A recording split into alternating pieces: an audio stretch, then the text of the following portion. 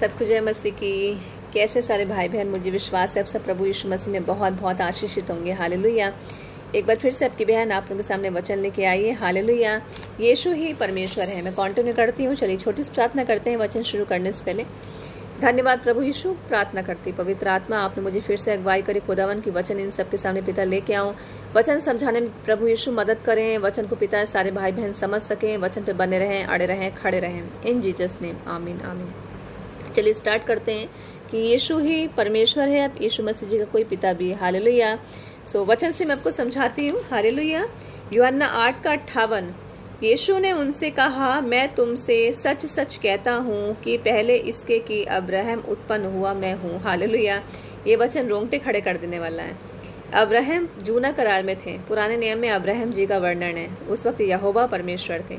कोई अल्लाह अपने नबी को इतनी बड़ी आज्ञा नहीं देंगे। कोई ईश्वर यीशु मसीह से अगर ऊपर कोई पिता होते तो यीशु मसीह को इतनी बड़ी आज्ञा नहीं देंगे। कोई भी भगवान, कोई भी परमेश्वर, कोई भी अल्लाह, अगर वो नबी हैं, वो पुत्र हैं, इतनी बड़ी उनको आज्ञा नहीं देंगे। तुम 3 दिन के मरे लाजर को जिंदा कर दो। तुम इतने बड़े बड़े प्रभु ने काम करें, और वो कभी भी नहीं बोलेंगे कि तुम लोगों के अपराधों को क्षमा करने की आज्ञा मैं तुमको देता हूँ। प्रभु यीशु मसीह लोगों के अपराधों को क्षमा करने के लिए प्रभु कहते थे, मैं कहता हूँ जाओ तुम्हारे अपराध क्षमा हो गए। ये बिना परमेश्वर कोई भी नहीं कह सकता। ये पुत्र को आज्ञा नहीं है, इतनी बड़ी आज्ञा पुत्र को नहीं कि लोगों के अपराधों को क्षमा करें। सो यूहन्ना 10:30, मैं और पिता एक हैं। हालेलुया। यूहन्ना 5:17।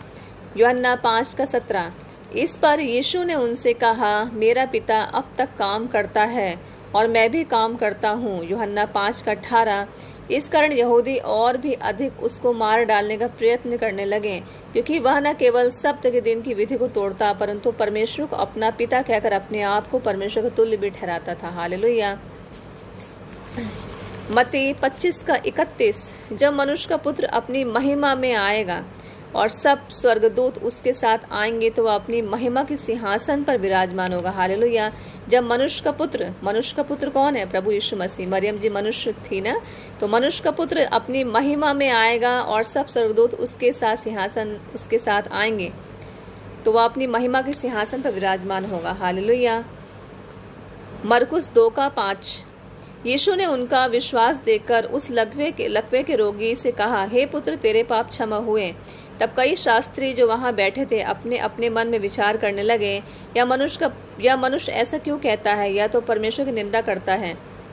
परमेश्वर को छोड़ और कौन पाप क्षमा कर सकता है? शास्त्री फरीसी यीशु मसीह से जलते थे। बहुत क्वेश्चन करते थे यीशु मसीह से कि कहाँ कोई गलती निकले तो मैं इसको पकड़ूं। यशायाह 43:25। मैं वही हूँ, प्रभु यीशु मसीह कह रहे हैं, मैं वही हूँ जो अपने नाम के निमित्त तेरे अपराधों को मिटा देता हूँ और तेरे पापों को स्मरण ना करूंगा। हालेलुया। यशायाह 44:6। यहोवा जो इज़राइल का राजा है, अर्थात सेनाओं का यहोवा जो उसका छुड़ाने वाला है, वह यो कहता है, मैं सबसे पहला हूँ और मैं ही अंत तक रहूंगा। मुझे छोड़ और कोई परमेश्वर है ही नहीं। अब देखिए वचन आपके सामने है। प्रभु यीशु मसीह बात कर रहे हैं। प्रभु यीशु मसीह ने शास्त्रियों फरीसियों से बोला था कि इससे पहले कि अब्राहम था मैं हूँ। तो क्या यहोवा परमेश्वर ने यीशु मसीह को इतनी बड़ी आज्ञा दी थी कि पुत्र तू बोल, मैं भी अपने हिस्से के तुझे वो देता हूँ, अधिकार देता हूँ। कोई भी, चाहे वो कोई भी हो, हर एक किसी का अपना अपना स्थान होता है। पिता का अपना स्थान होता है, माता का अपना स्थान होता है, भाई बहनों का, हर रिश्ते सगे जो रिश्ते नाते इस दुनिया भी हैं, ये दुनिया भी हैं। सो अपना अपना सबका स्थान है। हम किसी के स्थान को छीन नहीं सकते। माता का अपना अलग स्थान है, हमारे पिताजी का अपना अलग स्थान है। सबके अपने अपने पद हैं। सो अगर कोई ईश्वर है, कोई अल्लाह है, जैसे लोग कहते हैं यीशु मसीह से और ऊपर, तो इतनी बड़ी आज्ञा यीशु मसीह को कतई नहीं देंगे कि तुम पाप क्षमा करो, तुम बोलो मैं हूँ, जिसने मुझे देखा उसने पिता। अगर पिता होते तो यीशु मसीह चेलों को दिखाते ना।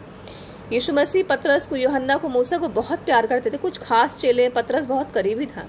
ऐसा नहीं हो सकता। यीशु मसीह जैसा ईश्वर इस दुनिया में जो कोई भी नहीं आया। जैसे यीशु मसीह आए, सबसे बेस्ट है प्रभु यीशु मसीह।